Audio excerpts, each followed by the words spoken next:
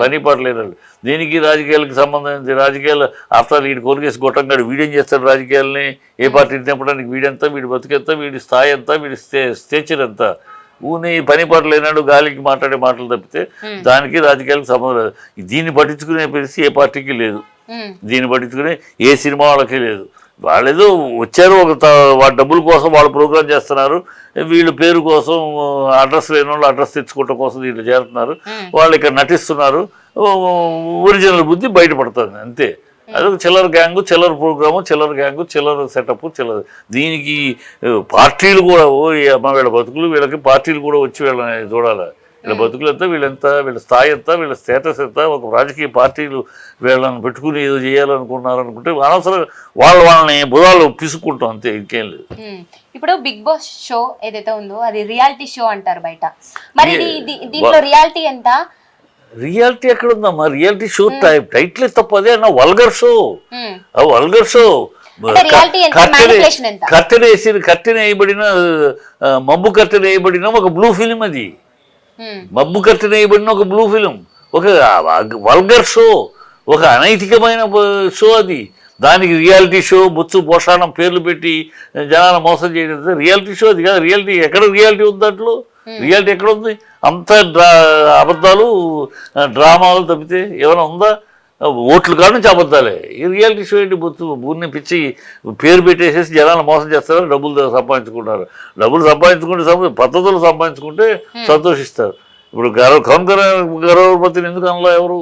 కౌన్ crorepati cinema programme చూస్తూ ఉంటే entertainment ఉంది, అనేక నాలెడ్జ్ చూసేవాళ్ళకి, పార్టిసిపేట్ చేసేవాళ్ళకి, చూసేవాళ్ళకి ఎన్నో విషయాలు, తెలియని విషయాలు. అవునా అవునా అట్లా ఉండాలి ప్రోగ్రామ్. అలాగే ఉండింది ఫస్ట్ మోడల్ 2-3 సీజన్లు. ఆ తర్వాత వీళ్ళకి కక్కుర్తి పడి డబ్బులు ఇవ్వలేక ఎవరో రోడ్డు మీద వాళ్ళని తీసుకొచ్చి ప్రోగ్రాంలు చేస్తున్నారు ఈ ఆర్గనైజర్స్. అందుకని మన సెలబ్రిటీస్ రావాలంటే వాళ్ళకి డబ్బులు ఇవ్వాలి కదా, వాళ్ళ రేట్లు వాళ్ళకి మామూలుగా నీకు ఇచ్చినట్టు 50,000 40,000 రారు కదా. అందుకని వాళ్ళకి డబ్బులు కట్టలేక ఈ కక్కుర్తి పనులు రోడ్డు మీద వెళ్ళేవాడిని ఎవరినో తీసుకొచ్చేయటం చేసేయటం. వాడికి జ్ఞానం లేదు, అజ్ఞాని అర్ధజ్ఞాని, విషయ పరిజ్ఞానం ఏమీ ఉండదు. అలాంటి వాళ్ళని తీసుకొచ్చి వేసేసి వాడేదో వేస్తూ ఉంటాడు. ఆ గ్రూప్ అంతా చేరి చిల్లర పనులు చేస్తూ ఉంటారు. దానితో ఒక కాంపిటీషన్, మళ్ళీ దానితో ఒక ప్రోగ్రామ్ అని దాని పేరు. దరిద్రం. దాని గురించి ఎక్కువ మాట్లాడటం కూడా, ఎక్కువ ఆ ప్రోగ్రామ్ గురించి మాట్లాడటం కూడా జిగుత్సాకరమ్మా, దరిద్రం. ఆ ప్రోగ్రామ్ గురించి ఐ హేట్ దట్ ప్రోగ్రామ్. దాన్ని బ్యాన్ చేయాలి. వాడు ఒకటి బ్యాన్ అన్నా చేయాలి, మానేయాలి. అయితే మళ్ళీ మొదటి 2-3 ఎపిసోడ్లు మొదటి 1-2-3 జరిగినప్పుడు ఎలా ఒక పద్ధతిలో డిజైన్ చేసి చక్కటి వాళ్ళని పిలిపించి చక్కటి ప్రోగ్రామ్గా చేశారో అలా రీడిజైన్ చేసుకుని మళ్ళీ రావాలి. బాగా దారి తప్పింది, గాడి తప్పింది, గతి తప్పింది, మతి తప్పింది, అన్ని తప్పింది. ఇప్పుడు పల్లవి ప్రశాంత్ ఫ్యాన్స్ ఎవరైతే ఉన్నారో వాళ్ళు చేసిన విధ్వంసానికి మరి ఎవరు బాధ్యత వహించాలంటే? ఆర్గనైజర్స్ బాధ్యత వహించాలి. వాళ్ళు విధ్వంసం అంటే జనాలు కూడినప్పుడు పోలీసు ప్రికాషనరీ మెజర్స్ తీసుకోవాలి. వాళ్ళు తీసుకోకుండా వదిలిపెట్టేసి కొట్టేసుకున్నారు, తట్టేసుకున్నారు అంటే వాళ్ళు ఖచ్చితంగా వాళ్లే కారకులు. నిర్వాహకులకి బుద్ధి ఉండాలి. నిర్వాహకులు అబాధ్యతతో ప్రవర్తించారు. వాళ్ళకి నోటీసులు ఇవ్వాలి, వాళ్ళని అరెస్ట్ చేయాలి. ఈ ప్రోగ్రాం మళ్ళీ జరగకుండా చూడాలి. మళ్ళీ రీడిజైన్ చేస్తే ప్రోగ్రాం, లేకపోతే ప్రజలే తంతారమ్మా. నేను చెప్తున్నా, ఇప్పుడు కాదు, ఇప్పుడు మాలాంటి వాళ్ళు మాట్లాడడం కాదు, పబ్లిక్ తంతారు. అన్నపూర్ణ స్టూడియోకి వచ్చి రాబోయే కాలం ఇలాగే వీళ్ళు ప్రోగ్రామ్ చేస్తుంటే. ఇప్పుడు షో నిర్వాహకులు కావచ్చు, మా టీవీ యాజమాన్యం ఎవ్వరు కూడా ఈ విధ్వంసంపై స్పందించలేదు ఇప్పటి వరకు. అంటే వీళ్ళకి బాధ్యత లేదంటారా? అదే బాధ్యత లేకుండానే చేయబట్టి ఇలాంటి ప్రోగ్రాం. వాళ్ళు బాధ్యత ఉంటే, బుద్ధి గల వాళ్ళు, బుద్ధి జ్ఞానం ఉన్నవాళ్ళు, కడుపుకు అన్నం తినేవాళ్ళు బాధ్యత కలిగి ఉంటే ఇతర ప్రోగ్రాం చేస్తున్నప్పుడు ఎంతో నిర్దిష్టంగా ఉండాలి. ఏమీ లేకుండా ఇంత అస్తవ్యస్తంగా ఉందంటే బాధ్యత లేదనే కదా. ఏరియా దగ్గర బ్రోకర్లు నుంచి డబ్బులు వస్తే చాలని ఎలా ఉంటారో అలా ఉన్నారు ఈ నిర్వాహకులు. తప్పితే వీళ్ళు పద్ధతులు, ప్రోగ్రాము, దాని గౌరవం, దాని యొక్క విలువ ఏమీ లేదు. దరిద్రం. వాళ్ళు వీళ్ళదే తప్పు. నిర్వాహకులు డబ్బు పిచ్చిగాళ్ళయ్యారు. డబ్బున ఎంత స్థితికి దిగజారంటే రూపాయిని పెంట మీద పడిన రూపాయిని 4 తోటి తీసుకునే స్థాయికి దిగజారు. ఇప్పుడు బయట పిఆర్ ఏజెన్సీలను పెట్టుకొని ఓటింగ్ అనేది అయితే ప్రభావితం చేస్తున్నారు కదా, మరి అలాంటప్పుడు పబ్లిక్ సపోర్ట్ ఎవరికి ఉందని అంటే ఉందని ఎలా నిర్ధారిస్తున్నారు? పబ్లిక్ సపోర్ట్ ఎవరికి లేదమ్మా, అంత మామూలుగా జరుగుతుంది. ఓట్లు ఎవరికాల డబ్బులతో వేయించుకుంటాం.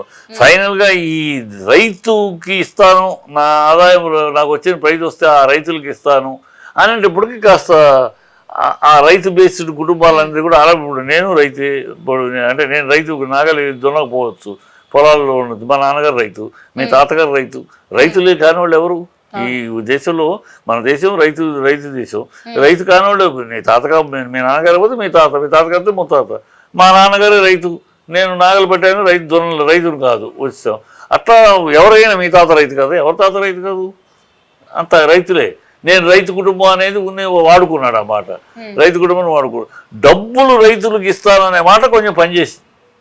అక్కడ అందరూ మామూలుగా ఈ చెత్త కుప్ప బురదగుంట్లో పొల్లాడుతున్న పందుల్లాగా జరుగుతున్న ఈ ఒక్క మాట పన్నీర్లాగా ఈ బురదలో ఉన్న పందిని ఒక పందిని కడిగేసింది. పన్నీర్ కడిగినట్టు కడిగి విజేతం చేసింది. మరి పోలీస్ డిపార్ట్మెంట్ మరి దీనిపైన సివియర్ గా యాక్షన్ తీసుకుంటుందంటారా? మరి ఏదైతే రైతుల పేరు చెప్పుకొని గేమ్ ఆడారు, అంటే ఇప్పుడు సంపాదించిన డబ్బు కూడా రైతులకి ఖర్చు పెడతా అని చెప్తారు. అదే ఒక మాట అతను కాపాడేది, అది కూడా ఫ్రాడ్ జరుగుతుంది చెప్తాను.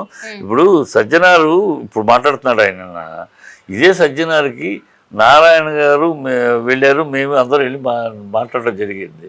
మనం ఏం చేయలేమండి, ఏం చేయగలం, ఏం చేయలేమండి. కోర్టు వాళ్ళుగా రిలీజ్ అవ్వాలి, లేకపోతే కోర్టు ద్వారా చేయాలి, కానీ మేమేం పోలీసుకి ఏమి చేయలేమని ఆ రోజు అన్నాడు ఆయన.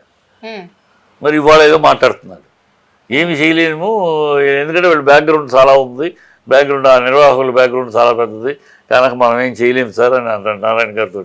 నారాయణ గారిని అడగడం మీరు సజ్జనాన్ని కలిసినప్పుడు ఆయన అన్న మాటలయ్యి ఇవాళ ఏదో పెద్ద మాట్లాడుతుంది. పోలీ వీళ్ళేం చేయరు, వీళ్ళు ఎందుకంటే వెనకాల బ్యాక్గ్రౌండ్ లేకపోతే, నీకు నాకు బ్యాక్గ్రౌండ్ లేకపోతే వచ్చి డామ్ డూమ్ డకారం లట్టీలు అంటారమ్మా. మన వెనకాల బ్యాక్గ్రౌండ్ చూసారంటే దూరం నుంచి చూసి చూడనట్టు వెళ్ళిపోతారు. ఇది పోలీస్ యంత్రాంగం ఇవాళ ఉన్న పరిస్థితుల్లో. వాళ్ళు అందుకని ఏం చేయరు, వాళ్ళేం చేయరు.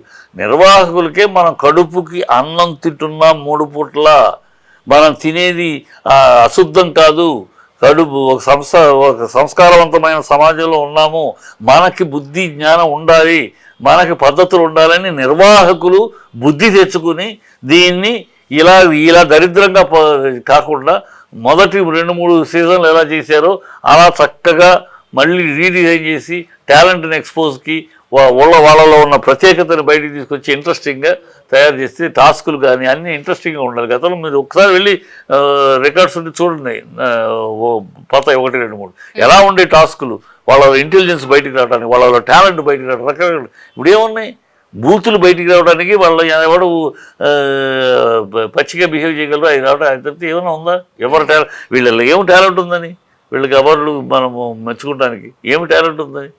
ఈ గాలి డ్రామా టాలెంట్ వాళ్ళ దగ్గర ఎవరి దగ్గర ఒక ప్రత్యేకమైన విషయం ఉందా చెప్పుకోవడానికి? ఏమీ లేదు. కనుక ఏందో బుద్ధి ఉండాలి వాళ్ళకి, నిర్వాహకులు బుద్ధి తెచ్చుకోరు ఇప్పటికైనా. ఇంకా డబ్బే ప్రధానం అనుకుంటే రెడ్ లైట్ బ్రోకర్లకి వీళ్ళకి సంబంధం తేడా లేదు.